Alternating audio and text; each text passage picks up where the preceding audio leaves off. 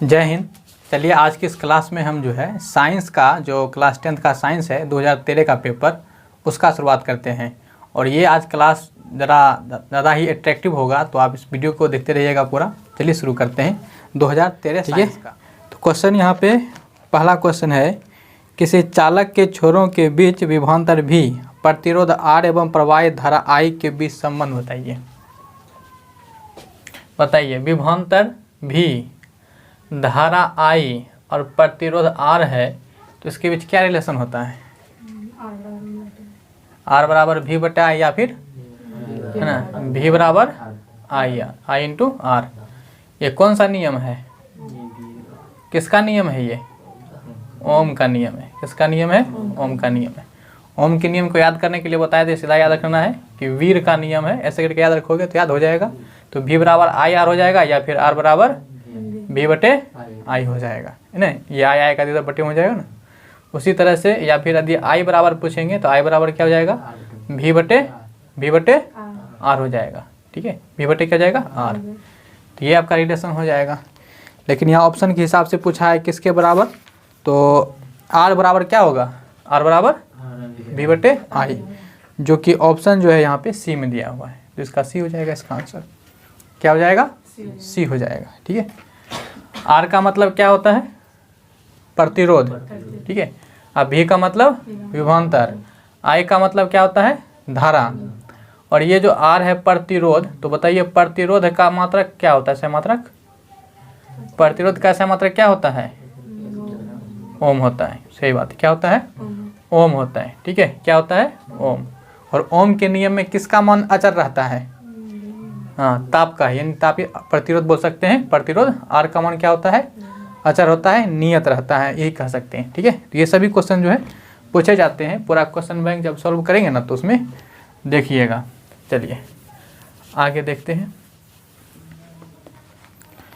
Question number 2 है कि 100 वाट का विद्युत बल्ब कितना वाट का है? 100 वाट का। यानी कि इसका जो है कितना वाट का दे दिया? पावर 100 वाट का। ठीक है। विद्युत शक्ति का सहमात्रक क्या होता है? वाट होता है। क्या होता है?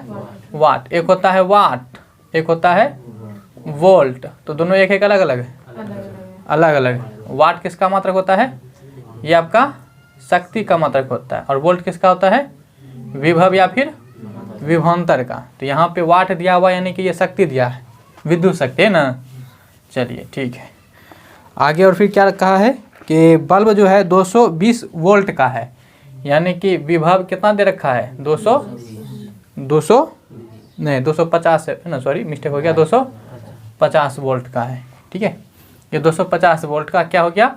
विभवांतर, या फिर आम भाषा में इसको हम वोल्टेज कहते हैं। ठीक है, क्या कहते हैं? तो ये हो गया। पूछ रहा है विद्युत बल्ब से प्रवाहित धारा का मान ज्ञात कीजिए। तो धारा का मान यानी कि I का मान निकालना है। ठीक है। अब यहाँ पे सूत्र होता है क्या? विद्युत शक्ति बराबर, ध्यान याद रखेंगे, P बराबर VI। क्या होता है? P बराबर VI होता है। तो P तो दिया हुआ है, कितना I ने निकालना है। तो I बराबर क्या हो जाएगा? P बटे V। क्या हो जाएगा? P बटे V। P कितना दिया हुआ है? 100 वाट। अब V कितना दिया हुआ है? 250। इसे डिवाइड कर दीजिए तो कितना आ जाएगा? इसको काट लेंगे तो 5 दूनी 25 और 5 दूनी 10, यानी कि 0.5 के 20 0.4। अब विद्युत धारा का सहमात्रक क्या होता है? एम्पियर। तो इसका क्या हो जाएगा? 0.4 एम्पियर। ठीक है, जो कि ऑप्शन नंबर बी में दिया हुआ है। कहाँ दिया हुआ है? बी में। तो ये सब सूत्र से जो होता है न्यूमेरिकल पूछा जाता है। ठीक है, समझ में आई बात? चलिए ऑप्शन बी हो जाएगा इसका। तो सूत्र ध्यान रखेंगे, P बराबर VI। ठीक है। नेक्स्ट क्वेश्चन, विद्युत फ्यूज आधारित है। तो विद्युत फ्यूज समझते हैं ना क्या होता है? ठीक है, विद्युत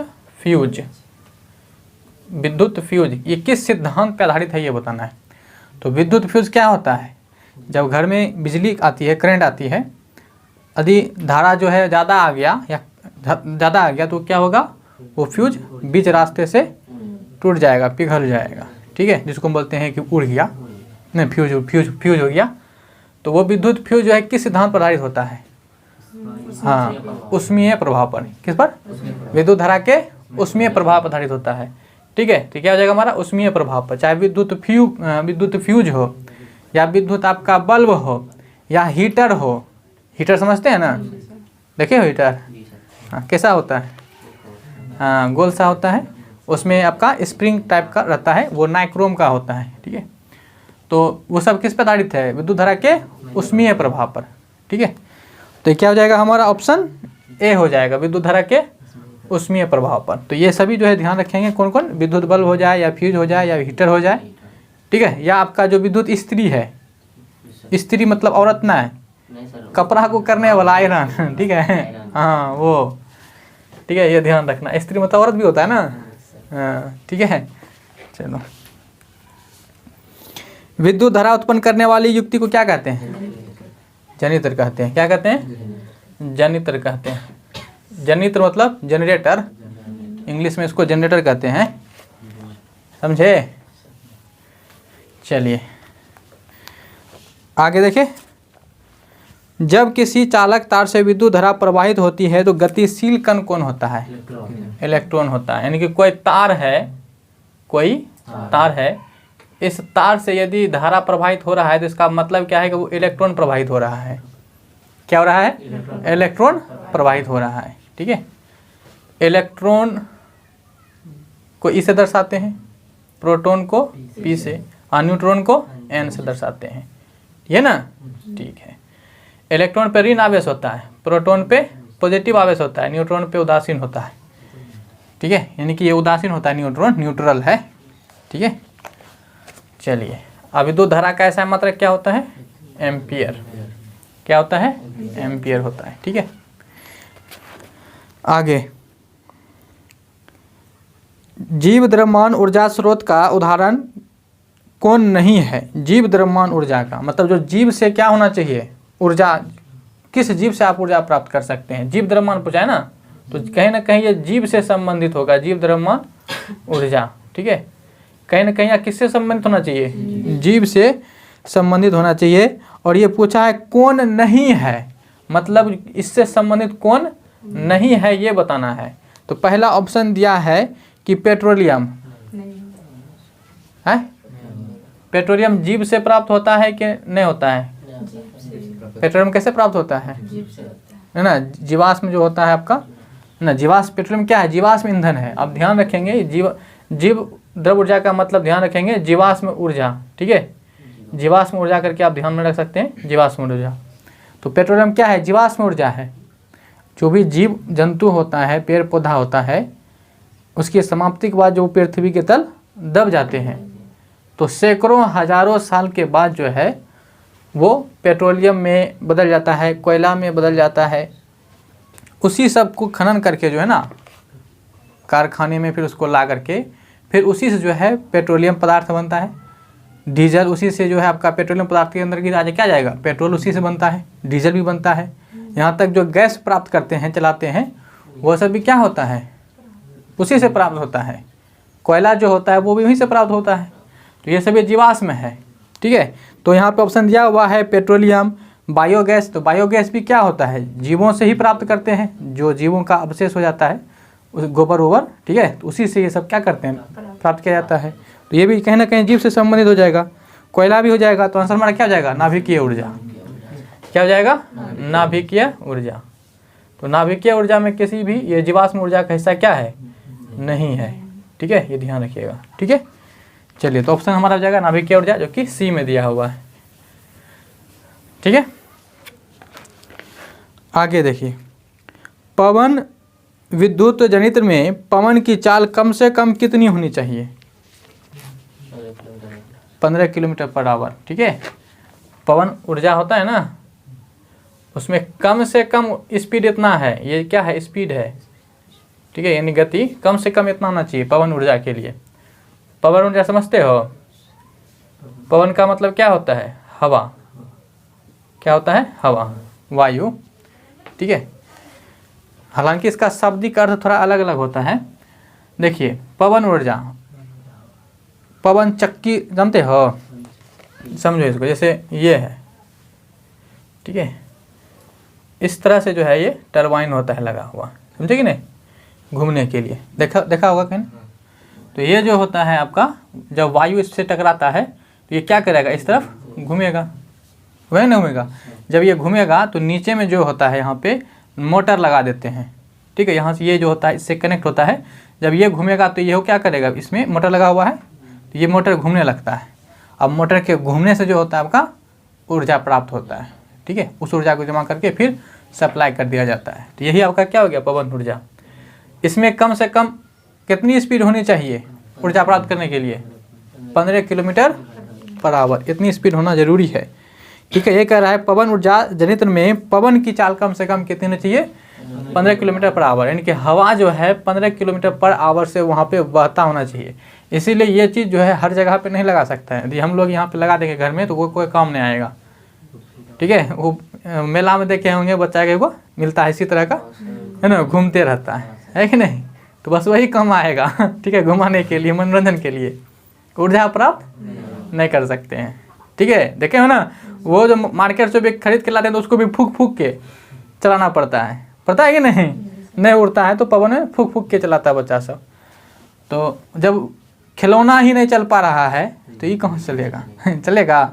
इसीलिए इसके लिए जो है वैसा जगह खोजा जाता है जहाँ पे एक दिशा में जो है ज़्यादा से ज़्यादा क्या हो सके, हवा बहती हो, और इससे कम से कम इतना या इससे अधिक के रफ्तार में।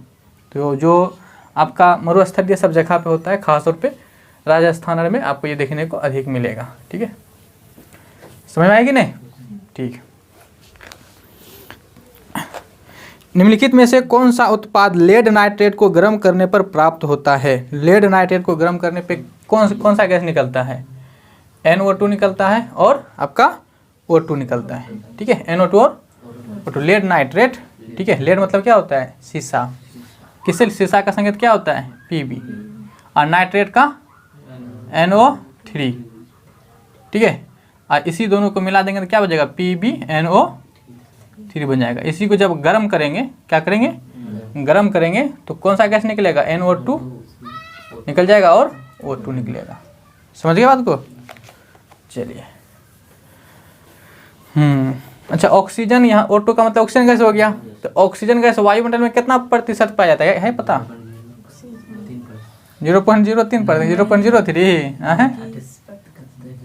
हाँ 21%। क्या होता है, 21%। ऑक्सीजन जो है वायुमंडल में 21%, 0.03% क्या पाया जाता है, कार्बन डाइऑक्साइड। हाँ, एगो नाइट्रोजन बोल रहे हैं नाइट्रोजन बता दो, नाइट्रोजन गैस कितना प्रतिशत पाया जाता है, हाँ अभी कैसे सुधार हो गया अपने आप, कितना होता है, 78%। याद रखना है ये सब, ठीक है, पूछ लेता है कभी कभी। समझ में आ गई बात है। चलिए आगे देखिए, आगे क्वेश्चन क्या कहता है कि सोडियम क्लोराइड के जलीय विलयन से विद्युत धारा प्रवाहित करने पर यह वियोजित होकर सोडियम हाइड्रोक्साइड बनाता है, इस प्रक्रिया को क्या कहते हैं। ठीक है, देखो सोडियम क्लोराइड का जलीय विलयन हो रहा है, सोडियम क्लोराइड का फॉर्मूला यही होता है NaCl। इसका क्या करना है, विद्युत धारा इसके जलीय विलयन में, जलीय विलयन के एकवश में क्या करना, विद्युत धारा प्रवाहित करेंगे, तब ये क्या बन जाता है आपका सोडियम हाइड्रोक्साइड NaOH। कहता है इस अभिक्रिया को कहते क्या है, तो यहाँ पे सोडियम है, यहाँ पे कौन है, क्लोरीन है, तो इसको क्या कहेंगे, क्लोर क्षार। देखो सोडियम क्या हो जाएगा, धातु की जो प्रकृति है तो वो क्षारीय होती है, तो इसको बोलते हैं कौन सा अभिक्रिया हो जाएगा, क्लोर क्षार अभिक्रिया। क्लोर क्षार अभिक्रिया, धातु की प्रकृति कैसी होती है, क्षारीय होती है, ठीक है, कैसी होती है, क्षारीय, इसीलिए इसका नाम क्या रखा गया, क्लोर। क्लोर किसको यहाँ पे रिप्रेजेंट कर रहा है, Cl को, यानी क्लोरीन को, ठीक है, समझ में आ गया। इसको क्या कहेंगे, क्लोर क्षार अभिक्रिया। कौन सही है, तो सीधा सा बता दीजिए कि धोवन सोडा का सूत्र क्या होता है। हाँ 5H2O क्या होता है, 10H2O बोला, Na2CO3 10H2O, ये किसका फार्मूला है, धोवन सोडा का। इसका उपयोग पता है कहाँ है, नहीं पता है, नाम क्या है, धोवन सोडा, धोने में, कपड़ा उपड़ा जल्दी से सफाई हो जाए उसके लिए किसका प्रयोग किया जाता है, कौन सा केमिकल का, Na2CO3 है ना, यानी कि इसका रासायनिक हो जाएगा sodium carbonate decahydrate. Sodium carbonate decahydrate. Deka का मतलब क्या होता है 10, और हाइड्रेट का मतलब क्या होता है, हाइड्रेट का मतलब होता है जल। ये भी क्वेश्चन पूछा हुआ है कि हाइड्रेट का मतलब क्या होता है, जल होता है। क्या होता है, जल। यहाँ पे 10 H2 है ना, तो 10 को हम क्या बोलेंगे, डेका। ये हाइड्रेट हो गया, समझे कि नहीं। और ये तो है ही सोडियम कार्बोनेट, तो इसका रासायनिक नाम क्या जाएगा, sodium carbonate decahydrate. Option B इसका करेक्ट हो जाएगा। ठीक है, चलिए आगे देखिए। निम्नलिखित में से किसे चाकू से काटा जा सकता है, सोडियम या लिथियम को। हाँ तुम सही बोला अभी, हाँ तो सब सोडियम में सिर्फ बोलता है, ऑप्शन में सोडियम है ये ना क्या हो जाएगा, लिथियम हो जाएगा। लिथियम को किसे लिखते हैं, Li से। ठीक है, क्या हो जाएगा, लिथियम। देखिए सोडियम हो, लिथियम हो, या फिर सोडियम हो, ये पोटेशियम हो, इन सभी को आप क्या कर सकते हैं, चाकू से काट सकते हैं। ये मुलायम होता है इसीलिए चाकू से कट जाएगा। ठीक है, मुलायम होता है इसीलिए क्या होता है, ये चाकू से कट जाता है। लिथियम की परमाणु संख्या 3, और सोडियम की परमाणु संख्या 11, और पोटेशियम का 19। समझे, ये ध्यान रखना। और सबका संयोजकता 1 होता है, क्योंकि वर्ग 1 का है। और वर्ग 1 को जो होता है उसको हम क्षारीय धातु कहते हैं। ठीक है,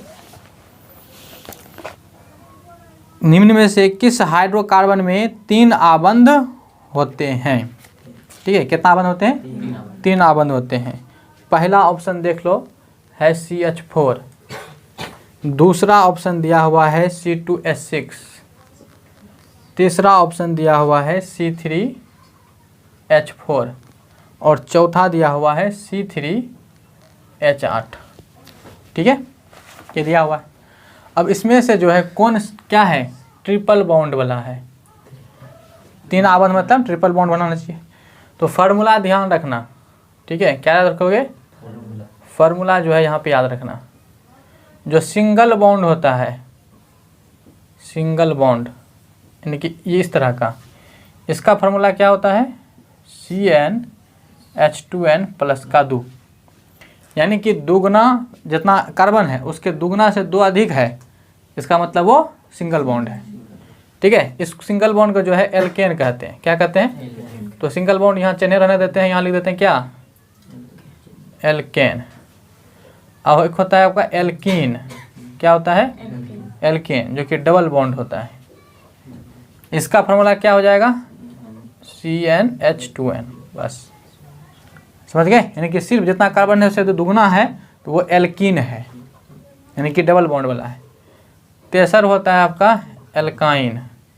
क्या होता है, एल्काइन होता है, जो कि क्या होता है, ट्रिपल बॉन्ड का होता है। और इसका फार्मूला क्या होता है, इसमें दुगना से भी 2 कम हो जाता है, दुगना से भी 2 कम हो जाता है। ठीक है, अब यहाँ पे देखिए आपको खोजना किसके बारे में है, एल्काइन के बारे में, यानी कि ट्रिपल से। फार्मूला क्या है, CnH2n-2। बोलेंगे कैसे, दुगना से 2 कम, दुगना से जितना कार्बन रहेगा हाइड्रोजन क्या होगा, उसके दुगना से 2 कम। यहाँ पे देखो पहला ऑप्शन में कितना कार्बन है, कुछ नहीं, तो यहाँ कितना है, तो ये क्या हो गया, 1 का दुगना करेंगे कितना हो जाएगा, 2, आप प्लस का 2 कर देंगे 4 हो गया। ये तो +2 वाला हो गया है ना, आपको ये खोजना है। ये तो एल्केन है, ये होगा ऑप्शन। इसको देखो जरा कौन में जाएगा, 2 का दुगना कितना, 4, तो 2 का दुगना 4 आप +2 6, ये हो तो +2 वाला है, तो ये भी नहीं होगा, ये भी आपका सिंगल बॉन्ड का दिया हुआ है। इसका दुगना करो तो 3 का दुगना 6, आज कितना कम है, 2 कम है, यानी कि 2 कम वाला है, ये ना खोजना था। तो ऑप्शन हमारा क्या हो जाएगा, ये बन जाएगा C। समझे कि नहीं, ये की है, ये क्या है बताइए, दुगना से 2 अधिक है। तो बाकी जितना ऑप्शन है ये वाला और ये वाला और ये वाला सभी एल्केन है, क्योंकि दुगना से कितना अधिक है, 2 अधिक है।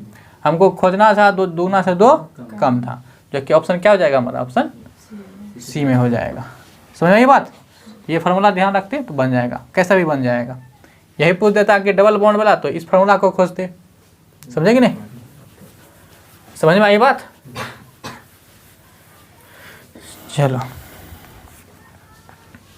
अब देखिए कार्बोनिल ग्रुप प्रतिकारक कौन है? कार्बोनिल का प्रतिकारक, ठीक है, कार्बोनिल का प्रतिकारक कौन है समझो।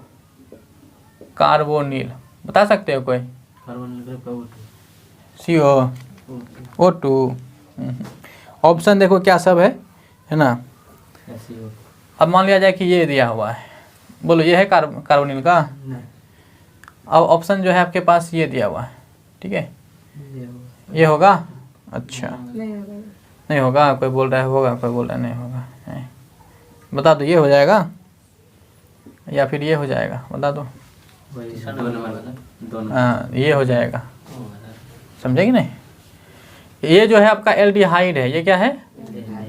एल्डिहाइड है, याद रखोगे ये सब। समूह से पूछता है क्वेश्चन, पूछा हुआ ही है ना, आगे भी पूछता है, पूछा हुआ है और आने वाले के लिए भी इम्पोर्टेंट होगा। तो ये जो श्रेणी है क्रियाशील समूह वाला, इसको अच्छा से याद कर लेना है। और ये आपका क्या हो गया?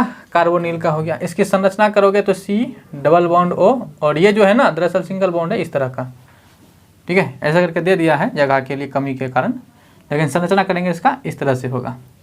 ये जो है आपका कार्बोक्सिलिक अम्ल है, क्या है? कार्बोक्सिलिक अम्ल है, ठीक है। देखना बोलने और लिखने में थोड़ा अंतर लगता है, हो गया है, क्या है? कार्बोक्सिलिक अम्ल है, लेकिन फेमस किस नाम से है? अम्ल के नाम से। पूरा नाम क्या है? अब फेमस किससे है? समझे कि नहीं? तो नाम ओरिजिनल कुछ और है, लेकिन फेमस अम्ल से है। तुमको जो क्वेश्चन मिलेगा उसमें क्या लिखा हुआ मिलेगा? इसमें से अम्ल कौन है कि नहीं। ये किसका है? तो ये ईथर का है। किसका है? ईथर का। तो 4 को बता दिए, याद रखोगे। ये CHO किसका है? एल्डिहाइड का। और ये किसका है? CO कार्बोनिल का है। और ये COH किसका हो गया? कार्बोक्सिलिक अम्ल का। और वो किसका हो गया? ईथर का। इसी में जो है कहीं कहीं पे R लगा देगा। R कुछ नहीं है, एल्काइल ग्रुप ना, एल्काइल ग्रुप है, यानी कि वहाँ पे कार्बन लगेगा, वही R है। R कुछ स्पेशल है नहीं, वो एल्काइल ग्रुप को दर्शाता है। चलो आगे क्वेश्चन देखो, ठीक है, यहाँ दिखाई दे रहा सब कुछ ठीक ठाक है। हाँ, क्वेश्चन क्या है? कौन जो है सबसे अधिक अभिक्रियाशील है? ठीक है, कॉपर है, ठीक है, कॉपर हो जाएगा, Hg हो जाएगा, और उसके बाद Ag हो जाएगा, और बता दो Au हो जाएगा, है ना। Ag होगा। लड़की लोग बाजी मान गई, Cu होगा। समझे क्या होगा? Cu मतलब क्या होता है? हाँ कॉपर होता है, ठीक है। Cu का मतलब कॉपर। देखो एक चीज़ याद रखना, एक पुराना गाना था, चप्पा चप्पा चरखा चले, ठीक है, चप्पा चप्पा चरखा चले, चप्पा चप्पा चरखा चले। नहीं सुना है? तुम लोग कहाँ से सुनेगा, तुम तो भोजपुरी लोग सुनते हो। नहीं रे, अरे चप्पा चप्पा चरखा चले, ये पुराना गाना है, ठीक है। अब यहाँ से देखो, हमारे पास ये चीज़ काम का है। C का मतलब हो गया कॉपर, तो पहले कौन आ गया? कॉपर। उसके बाद H का मतलब दे दो Hg, क्या जाएगा? और उसके बाद यहाँ पे सोना चांदी, ठीक है, सोना ले लो। P का मतलब Pb ले लो, A का मतलब चांदी ले लो, है ना। सोना चांदी क्या करेंगे प्यार में। सोने जैसा दिल है मेरे यार में, नहीं रे, ये ना गाना। तो सोना चांदी से कुछ लेना देना नहीं है। मेरा आंसर किससे लेना देना है? कॉपर से, ठीक है। क्या हो जाएगा? कॉपर। कॉपर को और किस नाम से जानते हैं? हाँ हम लिख दिए तब ना, ये तांबा। बोलो परमाणु संख्या कितना होता है? हाँ बोलो। हाँ हम लिखे इसीलिए। अच्छा याद था, समझ में आ गई बात। इससे और कुछ क्वेश्चन बता दें, इससे जो लिखा हुआ 4 ऑप्शन, ठीक है। Hg का मतलब क्या होता है? मरकरी। मरकरी का दूसरा नाम क्या है? पारा, ठीक है। ये जो मरकरी है, परमाणु संख्या तो 80 होता है इसका, लेकिन ये जो है आपका किस अवस्था में पाया जाता है? द्रव अवस्था में। तो ये एकमात्र ऐसा धातु है जो कि क्या है आपका? द्रव अवस्था में पाया जाता है। और इसी कारण से इस मरकरी को जो है यानी पारा को जो है थर्मामीटर में प्रयोग करते हैं। थर्मामीटर समझते हो? डॉक्टर के पास जब जाते हैं बुखार लगा रहता है ना, ऐसे ऐसे झाड़ झाड़ के कांच में लगा देता है या नहीं, उसके बाद निकालता है, देखता है कि हाँ देखो पारा इतना चढ़ गया है। और कोई गर्माता भी है ना, गुस्साता भी है, तुम लोग क्या कहते हैं भाषा में? दादा पारा चढ़ गया है, ये नहीं बोलते हो? तो पारा चढ़ गया मतलब क्या हो गया? टेम्परेचर हाई हो गया है, समझे कि नहीं? तो द्रव अवस्था में कौन सी धातु पाई जाती है? हाँ, मरकरी। ये मरकरी वो नहीं, लगाने वाला नहीं है, ये धातु मरकरी है, समझे कि नहीं? हाँ, ए जी का मतलब चांदी होता है। क्या होता है? इंग्लिश में क्या कहते हैं इसको? सिल्वर। अब लिख दिए तो नहीं पढ़ सकता है, सिल्वर। इसकी परमाणु संख्या जो होता है वो 47 होता है। और इसके बारे में इम्पोर्टेंट क्या है? ये सबसे अधिक क्या होती है? चालकता। सबसे अधिक चालकता किसका होता है? चांदी का। आपसे क्वेश्चन पूछा जाता है कि सर्वाधिक सुचालक धातु कौन है? क्या बोलिएगा? चांदी। समझे? कौन हो जाएगा? पहले चांदी आएगा, उसके बाद कॉपर आएगा, उसके बाद एल्युमिनियम। तो हम लोग एल्युमिनियम का प्रयोग करते हैं तीसरा नंबर पे, और तांबे का जो कि दूसरा नंबर पे है। सोना के बारे में क्या याद रखोगे? सोना का परमाणु संख्या होता है 79। ठीक है, ये भी धातु है। इसके बारे में क्या याद रख सकते हो? ये इसमें जो होती है तन्यता और आघातवर्तिता जो होती है सबसे अधिक पाया जाता है। यानी कि सबसे अधिक खींचने का नंबर आए ना कि किसको खींच के सबसे बड़ा लंबा तार बना सकते हैं, तो वो कौन है? सोना है। 1 ग्राम सोना से 2 किलोमीटर तक का तुम तार बिछा सकता है। समझा कि नहीं? समझ गए? चलो आगे बढ़े। क्वेश्चन है, प्रकृति में पृथ्वी पर ऊर्जा का मुख्य स्रोत क्या है? ऊर्जा का मुख्य स्रोत कौन है? बता दो। ऑप्शन है कोयला, सूर्य, पानी, लकड़ी। क्या हो जाएगा? सूर्य हो जाएगा। सूर्य क्या है? प्रकृति में सबसे अधिक, सबसे मुख्य स्रोत ऊर्जा का कौन है? सूर्य है। सभी को जो है ऊर्जा कहाँ से मिलता है? सूर्य से मिलता है। सूर्य से ही पौधा को मिलता है, जिसके कारण वो प्रकाश संश्लेषण बनाता है। प्रकाश संश्लेषण करके वो भोजन बनाता है, और फिर जो है उसी पौधा से हम लोग या फिर और कोई जानवर जो है उसको है ना खाता पीता है। समझ रहे हो? तो यहाँ से मुख्य स्रोत क्या हो गया? सूर्य हो जाएगा। ठीक है, आगे। हरे पौधे को क्या कहते हैं? बोलो। उत्पाद, अपघटक, उपभोक्ता, क्या कहेंगे? हरे पौधे को उत्पाद कहेंगे। ठीक है, आहार श्रृंखला के बारे में बताया गया है। आहार श्रृंखला। ठीक है, आहार श्रृंखला में 3 चीज मुख्य होता है। कितना चीजें? 3 चीजें। एक होता है आपका, थोड़ा इधर घूम जाते हैं। ठीक है, एक होता है, पहला होता है उत्पाद, उत्पादक। क्या होता है? उत्पादक को जो खाता है उसको बोलते हैं उपभोक्ता। उपभोक्ता कहा जाता है। और उपभोक्ता को जो जब सब खत्म हो जाता है, एक तीसरा होता है आपका क्या? अपघटक। यानी कि उपभोक्ता को जो खत्म कर दे वो अपघटक। यहाँ उपभोक्ता जो होता है 3 तरह का होता है। कितना तरह का? 3 तरह का। प्राथमिक उपभोक्ता, द्वितीयक उपभोक्ता और तृतीयक उपभोक्ता। प्राथमिक उपभोक्ता किसको कहते हैं? जो हरे पेड़ पौधे को खाए, जो उत्पादक को खाता हो, और जो इसको खाएगा वो द्वितीयक, और जो इसको खा जाएगा वो तृतीयक। ठीक है, तो पहला वाला जो प्राथमिक उपभोक्ता होता है, इसी को हम लोग क्या कहते हैं? शाकाहारी कहते हैं।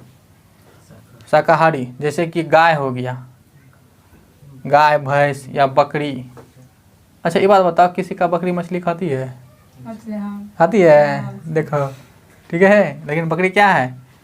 शाकाहारी है। वो अलग बात है कि वो है ना, हम लोग के देखा देखो सी वो खा जाती है। ठीक है, समझ में नहीं आता है। हाँ, बकरी हो गया। अब बकरी को कौन खा गए? जंगल में है ना, बकरी को शेर आएगा तो ना खाएगा रे। मेरे घर में शेर आता है, खा सकता है शेर, है ना, शेर खा सकता है। यदि मान लिया जाए कि यहाँ पे हिरन है, हिरन तो जंगल में रहती है, तो हिरन को कौन खा लेगा? शेर। ठीक है, खा सकता है, लेकिन वैसा बोलो जो कि मैच कर जाए, व्यवहारिक में अच्छा से होता हो। ठीक है, तो क्या हो जाएगा? इन सबको शेर खा जाएगा। यदि शेर है, बाघ, चीता, कुछ भी हो। ठीक है, अब शेर को कौन खाएगा? जंगल में तो उसको कौन खाएगा? जंगल का खुद राजा है। जब शेर बूढ़ा होकर मर जाएगा, तब जो है उसका क्या होगा? अपघटन हो जाएगा। तब वो अपघटक, यानी अपघटक का मतलब क्या हो गया? कीड़े मकोड़ा। क्या हो गया? कीड़े मकोड़े जितने भी होते हैं वही उसको खा जाएगा। तो अब कीड़ा मकोड़ा का सबसे बहुत बड़ा योगदान है। यदि कीड़ा मकोड़ा नहीं रहे तो रास्ता चलते हैं ना, सिर्फ इत्र महकेगा। समझे कि नहीं?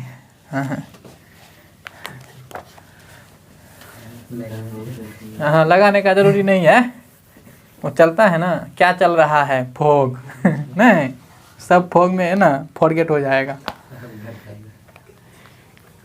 चलिए, अब यहाँ पे क्वेश्चन है, कीटों के पंख और चमगादड़ के पंख किस तरह के अंग होते हैं?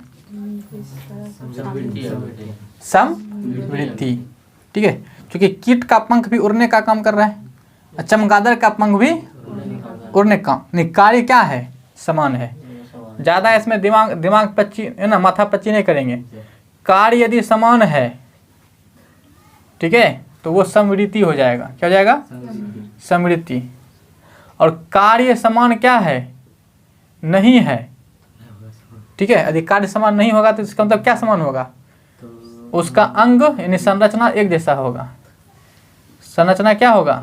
या संरचना की जो उत्पत्ति हुआ होगा वो एक जैसा हुआ होगा, तो उसको हम बोलेंगे समजात। क्या कहेंगे? समजात कहेंगे। समझ गए? तो ये ध्यान रखिएगा। तो ये हो जाएगा हमारा। आगे क्वेश्चन क्या है?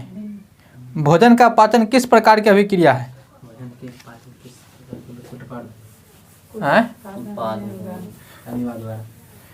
अरे पूछ रहा है, भोजन के पाचन किस प्रकार की अभिक्रिया है? उपचयन हो जाएगा। क्या हो जाएगा? उपचयन अभिक्रिया। भोजन का क्या चीज? पचना। कैसा है? उपचयन। हम उपचना लिख दिए, उपचयन। ठीक है, उपचयन अभिक्रिया। एक होता है उपचयन, एक होता है अपचयन। उपचयन को ही हम कहते हैं ऑक्सीकरण। क्या कहते हैं? ऑक्सीकरण। क्योंकि भोजन पचने के क्रम में क्या होता है कि भोजन से जो होता है आपका ऑक्सीजन मिलता है। ऑक्सीजन अभी क्या करती है ना, तो जब भोजन से ऑक्सीजन अभिक्रिया करती है, ठीक है, जब ऑक्सीजन अभिक्रिया की, इसीलिए इसको ये क्या हो गया? ऑक्सीकरण हो गया। ऑक्सीकरण का दूसरा नाम क्या है? उपचयन है। इसके बाद ही आपको क्या मिलता है? ऊर्जा मिलता है। ठीक है, और जब किसी अभिक्रिया से ऊर्जा प्राप्त होता है तो उसको हम क्या कहते हैं? उष्मा शोषी को उष्माक्षेपी, उसको हम उष्माक्षेपी कहते हैं। तो ये उपचयन भी है और उष्माक्षेपी भी है। और ऑप्शन में देखो है ना, क्या दोनों दिया हुआ है? नहीं, दोनों नहीं दिया हुआ है। ठीक है, तो हो सकता है ये देगा तो ये भी दे सकता है, अलग अलग दे सकता है कि उष्माक्षेपी भी है और क्या है? उपचयन भी। पहले तो उपचयन हुआ, पहले ऑक्सीजन मिला तब ने ऊर्जा प्राप्त हुआ, तो पहले क्या हो गया? उपचयन। उसके बाद फिर क्या हो गया? उष्माक्षेपी। तो ऑप्शन के हिसाब से यहाँ काम कर लेंगे। यदि उपचयन दिया हुआ तो उपचयन, और उष्माक्षेपी दिया हुआ है तो उष्माक्षेपी दिया हुआ है। ठीक है, चलो अब जो है इसका लास्ट क्वेश्चन है उसको देख लो। अच्छा, 2 क्वेश्चन है। कौन उभयलिंगी जंतु है? शेर, मछली, बकरी, केंचुआ। मछली उभयलिंगी है, केंचुआ हो जाएगा। कछुआ या केंचुआ? केंचुआ हो जाएगा। क्या हो जाएगा? केंचुआ। ये क्या है? उभयलिंगी जंतु है। निम्नलिखित में से कौन भूमिगत जल का उदाहरण है? नदी, कुआं, तालाब, समुद्र। क्या हो जाएगा? कुआं हो जाएगा, चूंकि ठीक अंदर है कि नहीं?